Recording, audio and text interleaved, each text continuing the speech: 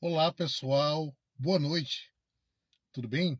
Eu sou o professor Bruno Medeiros. Começa agora, ao vivo, diretamente do Instagram, advogado_smart. E eu peço que você me mande aqui que você está conseguindo me ouvir em bom tom, que você consegue ouvir compassadamente aquilo que eu estou falando, mandando para mim aí um coraçãozinho, um joinha, um oi, um boa noite. Então, eu gostaria de dizer para vocês que nós temos o curso Mentalidade Vencedora. Esse curso nasceu do interior de outro curso chamado Advogado Inteligente, que ele era o primeiro módulo desse curso. Como o curso Advogado Inteligente era inicialmente um curso só para advogados, eu decidi criar um outro curso que tivesse um leque maior, que fosse mais tempo aberto, ou seja, que, que ele conseguisse alcançar o maior número de pessoas e de outras profissões que não somente as profissões jurídicas. Razão pela qual nós promovemos um webinário que teve por tema Conhecendo a Mentalidade Vencedora, o qual, no final, teve o pitch de vendas para este curso da Mentalidade Vencedora, o qual foi vendido por um valor bem baratinho, simbólico, acessível. E se você tiver interesse em fazer parte deste curso, se inscreva, faça sua inscrição, solicite o seu acesso. E para isso eu vou deixar para você aqui o telefone código de área 11 93327 5145. Eu vou repetir porque tem gente que quer anotar. Código de área 11 93327 5145. Nele você terá acesso à nossa equipe, a qual de imediato pode promover e te explicar tudo, todos os preços e condições e qual é o período de acesso que você tem. Então, o que acontece? Você que nos assiste está tendo acesso a uma aula, a qual estará aqui no Instagram somente por 24 horas, porque ela vai para o YouTube e irá fazer parte da playlist a qual só terá acesso os nossos alunos. Ou seja, a primeira aula foi o webinário. A segunda aula, já com alguns alunos inscritos, foi a de boas-vindas. A aula inaugural, a aula magna. A terceira aula foi a aula Introdução à Mentalidade Vencedora. E a aula de hoje é nada mais, nada menos do que aprofundando a mentalidade vencedora, parte 1. Então nós vamos falar sobre o que seria o método mentalidade vencedora. Nada mais é do que um método de fazedoria, um método de mentoria para que você possa aplicar princípios práticos, porque de teoria o mundo está cheio.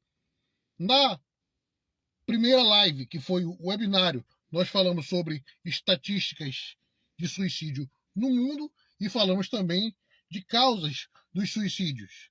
Na segunda live, nós falamos sobre fases que o ser humano passa e que, para que você tenha acesso a cada uma fase que você pode passar, ou quem sabe você esteja emperrado numa fase, preso numa fase, perdido num estágio, ou seja, estagnado ou atolado em uma zona do processo e que deve prosseguir, é necessário que você assista e que você tenha acesso a esse conteúdo. Esse conteúdo foi vendido inicialmente por R$ 29,97. Eu não sei agora, no momento que você está assistindo, se ainda está disponível por esse valor ou por qual valor que vai estar. Até porque eu não tenho como adivinhar qual a hora que você vai entrar em contato. Então, não perca tempo, porque quanto mais tempo você perder, o curso vai estar mais caro, ou então pode ser que ele não esteja mais disponível, porque ele não vai ficar disponível para sempre. Até porque nós temos também novos projetos que nós vamos caminhar, vamos prosseguir com o tempo. Então, sobre a mentalidade vencedora. nós gostaríamos de destacar que a mentalidade vencedora, ela é o processo contínuo, diário e constante da renovação da nossa mente. E o primeiro momento dele é reconhecer as nossas feridas. Ou seja, como diz aquela pergunta clássica, onde dói? Ou seja, se você é um ser humano tridimensional, com 3 dimensões, com 3 partes, espírito, alma e corpo, existe uma alma e que em algum momento ou outro vai doer. Como disse Jesus em Mateus, ou melhor, no livro de Lucas, capítulo 5, versículo 31, que os sãos não precisam de médico, mas sim os doentes. Ou seja, se você acha que você não precisa de nenhuma melhoria, que está tudo bem, está tudo perfeito com você, você pode rolar aí o seu Instagram, procurar o perfil de outra pessoa, porque aqui não é para você. Mas se você reconhece que você tem uma fraqueza, que se você tem uma dor, que você tem algum aspecto da sua vida que você reconhece que você precisa ser tratado, que você precisa melhorar, que você precisa crescer, que você precisa amadurecer, que você precisa ser aperfeiçoado. Eu mesmo tenho vários. Eu não estou aqui dizendo para vocês que eu sou santinho, não. Eu sou uma pessoa de alma doente e que está buscando tratamento e que está na UTI. Esses dias mesmo, eu chamei o meu discipulador e eu vou falar uma coisa para vocês: se eu não tivesse tido esse encontro com ele e até também com Deus, e também a responsabilidade e o carinho que eu tenho pela minha mãe, pela minha esposa, pelos meus filhos, eu teria tirado a minha vida. Porque às vezes nós somos seres humanos. Todos nós pisamos no chão, na terra. Nenhum de nós flutua sozinho. Nós somos seres humanos, temos nossas fraquezas, limitações, nossos erros e acertos. Então nós precisamos primeiro reconhecer onde dói, reconhecer que nós não somos sãos, que nós temos nossas feridas, nós temos nossos podres, nós temos nossos erros, nós temos nossos gargalos, razão pela qual nós precisamos reconhecer nossas feridas, reconhecer a nossa dor, reconhecer onde é que está a chaga, reconhecer onde é que está o gargalo. E eu tenho aqui aproximadamente 10, na verdade 12 possíveis feridas que de repente podem estar machucando o teu ser, o teu interior, o teu âmago. E o primeiro deles é a morte de um parente. Eu mesmo já falei em lives anteriores que uma tia minha, lembrando do falecimento de seu irmão, ela tinha temor de se aproximar de outras pessoas com medo de gostar, por exemplo, de você falecer e ela achar que todo mundo que ela vai gostar vai embora, vai falecer. É certo que todos nós um dia iremos embora desse plano, mas nós não podemos pautar nossa vida por esse medo, ainda que ele seja um medo real. Mas ele não pode virar uma fobia, ele não pode virar um vício, ele não pode virar uma perturbação contínua, constante, não pode virar um toque. Outro problema também, que costuma gerar muitas feridas no coração das pessoas, é a separação dos pais. Eu te pergunto, o casamento dos teus pais, ele serviu de exemplo, de inspiração, de alimentação dos desejos para o casamento que você tem hoje? O casamento dos meus pais não serviu para isso. Apesar da minha mãe ter sido uma lutadora, ter se esforçado de todos os jeitos possíveis, infelizmente, ninguém casa sozinho. Então o que acontece? Eu vi no casamento do meu sogro e da minha sogra isso. E olha que eles nem frequentam igreja nenhuma, até porque isso não está relacionado à religião, mas ao caráter, ao amor, à cumplicidade que o casal tem que ter. Então, o casamento do meu sogro com a minha sogra, beijo Dudu, beijo Dadá, o casamento do meu sogro com a minha sogra, ele me serviu de exemplo, de inspiração e de modelo para me guiar o meu casamento. Hoje, eu sou casado há mais de 10 anos. Eu amo minha esposa, sou louco por ela. Tenho muitas e muitas falhas. E como todo ser humano, eu também preciso aprender. Eu também preciso enfrentar o medo da morte, eu também preciso buscar fazer com que o meu casamento seja blindado contra o divórcio, porque o divórcio não é uma opção. Ele não é uma opção. Você não pode pensar assim, se não deu certo, se divorcia, para que existe divórcio? O divórcio, ele é uma prática subsidiária, ou seja, ele é a última das últimas soluções e, na verdade, ele mais destrói do que soluciona. Tem um filme chamado Minha Mãe é uma Peça, onde a dona Hermínia caminha com uma parente dela, que eu não lembro agora qual era, na praia. E a parente dela fala bem assim, no meu tempo, a gente consertava as coisas. Hoje vocês só trocam. E saibam que a troca não é a melhor solução. A melhor solução é consertar, é procurar ver qual é o problema. Se você compra um relógio, se você ganha um relógio, esse aqui eu ganhei da minha esposa, de aniversário, o que acontece? Aí você olha e vê que o relógio, os ponteiros não estão girando. Nesse caso aqui tá? Mas teve um dia que de repente não estava girando. O que eu fiz? Eu levei ali no Shopping Plaza, numa lojinha lá, o rapaz consertou, trocou a bateria, ajeitou, tá aqui, ó, tá funcionando. Ele consertou, não precisei comprar outro relógio. Então entenda isso, que prevenir é melhor do que remediar.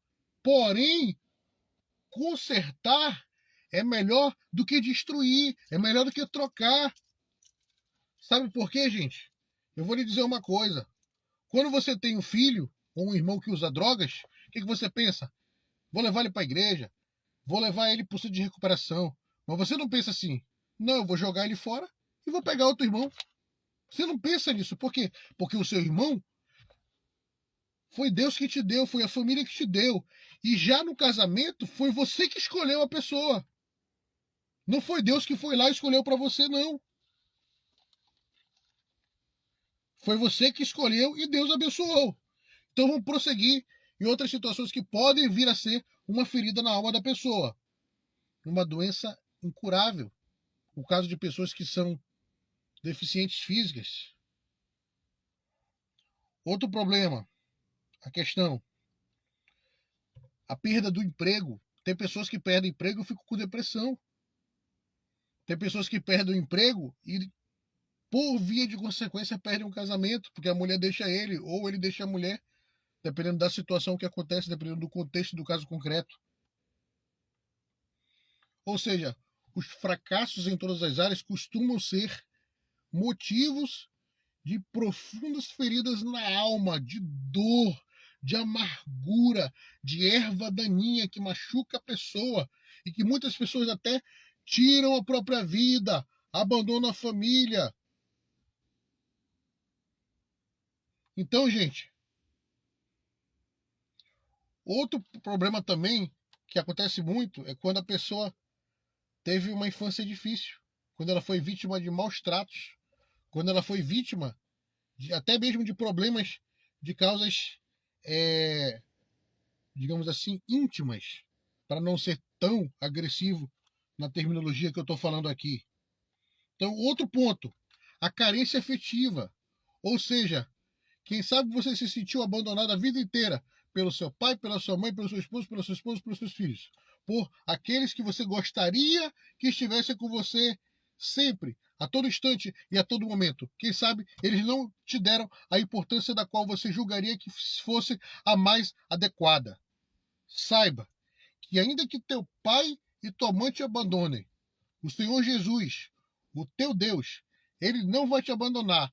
Basta que você se achegue a ele, que ele chegará a vós outros. Busque a Jesus. Peça que ele supra essa necessidade. E mesmo assim, também na sua vida pessoal, busque outras atividades, como trabalho, estudo e mesmo relações interpessoais com outras pessoas. Não pare. Busque sempre o melhor para a sua vida, para os seus próximos, para o teu próximo, para o teu semelhante. Então, prosseguindo. Outro ponto também é a rejeição. Eu conheço pessoas que foram abandonados quando criança e que foram criados por padrastos. Então, o que acontece. Eu não estou questionando a criação de um pai ou de um padrasto. Nem estou comparando uma com a outra. Estou querendo dizer que tem pessoas que foram rejeitadas e que foram criadas num lar substituto. E que, dependendo até da situação, o lar substituto pode até ser melhor do que o lar original. Porque a rejeição, a pessoa te rejeitou, porque talvez ela não estava preparada para cuidar de ti e te dar o amor que você merece, o amor que você tem que receber.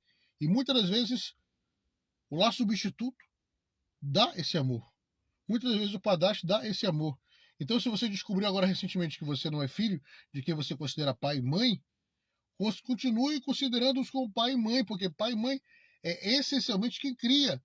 Se os teus pais biológicos te abandonaram, te rejeitaram, vença isso. Vou te falar por quê. E qual é o fundamento que você tem para vencer isso? Porque você é maior que isso. Você é um ser humano. Você foi criado à imagem e semelhança do Deus Criador. Daquilo que outros chamam de arquiteto do universo. Você foi criado por ele.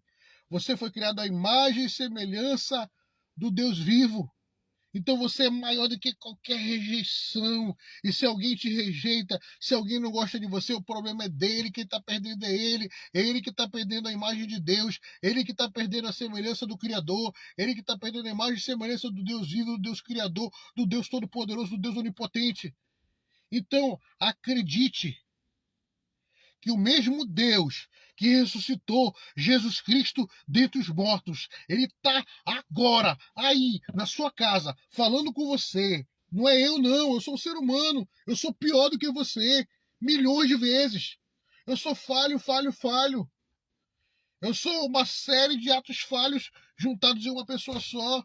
Eu sou simplesmente um carteiro que está trazendo uma carta e que eu não tenho responsabilidade pelo conteúdo que está nessa carta, porque essa carta não foi escrita por mim, essa carta foi escrita por Deus e ela está trazendo hoje para você, que você busque, conheça, aprenda, previna, trabalhe, conserte e cure a sua mente para que você tenha uma mentalidade vencedora, para que os seus dias sejam melhores, para que você viva o amanhã melhor, para que você viva uma vida de qualidade com a sua família, com os seus relacionamentos, na sua profissão, no seu trabalho, que você gosta do que você faça o que você gosta, que você ame os seus próximos, os seus familiares, que você ame, que você cuide dos seus.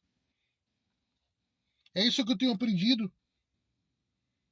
Então, gente, se você foi vítima, quem sabe, de preferência dos pais, se quem sabe os teus pais preferiam o teu irmão do que você,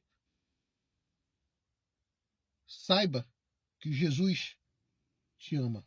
Saiba que o Espírito Santo te consola nesse momento, porque Jesus é amor, o Espírito Santo é o Espírito do amor e Deus é o Deus do amor. Quem sabe você sofreu com apelidos, eu mesmo sofri com vários. Eu falo isso nas minhas lives. Ou mesmo, pior, quem sabe você sofreu com o seu próprio nome. Quem sabe você recebeu um nome. Já ouvi muitas histórias. Eu sou advogado e atuei muitas das vezes em situações em que a pessoa não conseguia lidar com a questão relacionada ao próprio nome, porque a pessoa tinha trauma por conta disso e por vários motivos e várias causas espaciais, sensoriais e circunstanciais. Talvez, se você não gosta do seu nome, e se você queira mudar, existe possibilidade de você fazer isso? Existe. Só que de nada adianta você mudar a sua identidade papel, a sua identidade civil, se você não mudar aqui, ó, dentro do seu coração. Se a mudança do seu nome for um remédio que leve a cura do teu, como posso dizer, a cura do teu problema sentimental, teu problema psicológico, perfeito, vai em frente, faça, busque um advogado da sua confiança, entre com a ação de retificação de registro civil, mas se o problema não for isso, se a raiz for mais profunda, trate aqui, ó, no seu coração, para que você siga a paz com todos e a santificação, sem a qual ninguém verá o Senhor. E o último ponto que eu gostaria de falar é sobre a falta de perdão. Como disse na última live, que nós passamos por 3 fases. A fase da criança, que se machuca por qualquer coisa. A fase do jovem, que por ser forte, acha que resolve tudo no poder do próprio punho. E a fase do adulto, da pessoa madura, que é aquela que aprende que ela tem a necessidade de perdoar, que ela se encontra diante de situações nas quais ela tem que perdoar alguém e que ela reconhece que o perdão ele vai liberar a cura, o perdão vai liberar a bênção, o perdão vai te libertar da influência maligna que aquela pessoa que te machucou tem sobre você. Então libere o perdão. Se você não consegue, peça a Deus insistentemente. Se você pediu uma vez e não conseguiu, repita o processo. Peça uma, peça 2, peça 3 vezes, 4 vezes, 5 vezes. Se você não conseguiu na primeira vez, nem na segunda, nem na quinta, nem na 10ª, repita o processo. Seja perseverante, seja insistente, seja persistente, porque uma hora você conseguirá sair do estado atual para o estado desejado. E eu costumo dizer o seguinte, que a distância entre o estado atual para o estado desejado, ou seja, a forma como você está hoje para a forma como você quer estar amanhã, ela se resume em um único verbo, em uma única verbalização, que é o verbo make, que é o verbo fazer. Então, coloca a mão na massa, busca fazer, e você sabe fazer o que tem que fazer. Se você não sabe, converse com uma pessoa da sua confiança, busque ajuda.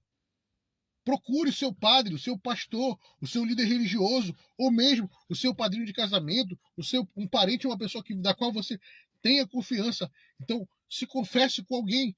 Você não é obrigado a fazer isso, mas se essa for a forma, se somente com Deus você não conseguir, procure uma pessoa. Que Deus pode usar essa pessoa. Deus também vai estar lá com você na hora. Se você conseguir fazer só entre você e Deus no seu quarto, Mateus 6,6, perfeito. Mas se não, se você acredita que precisa de mais uma pessoa, dê esse passo. Avance e busque, fazendo a confissão dos seus pecados. Se você ainda não fez, se entregue para Deus. Ontem mesmo, eu estava... Ontem não, foi anteontem, se não me engano. Eu estava no Empório do Tererê e o rapaz falou... Não foi nem no Empório do Tererê, não, foi no lanche aqui perto de casa. O rapaz disse assim, entrega teu caminho ao Senhor, confia nele, e o mais ele fará. Salmo 37,5. Eu vou fechar com essa passagem porque eu acho ela muito linda. Muito linda, muito linda, muito linda. Quando o rapaz me falou aquilo, era um rapaz simples, mas aquela palavra ecoou dentro de mim. Chacoalhou, me sacudiu. Eu tenho passado por situações difíceis ultimamente, mas em todas elas, Deus tem sido comigo. Em todas as situações que você tem passado, Deus está com você. Então, segura na mão de Deus. Busca ter uma mentalidade vencedora. Faça o que Paulo fez. Peça a renovação da transformação da sua mente. Então curta, comente, compartilhe. Forte abraço. Estou finalizando aqui, eu não tenho ideia de como é que fecha isso.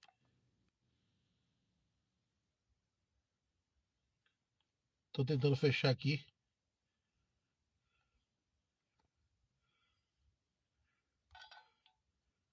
Como é que fecha isso? Espera participar, não.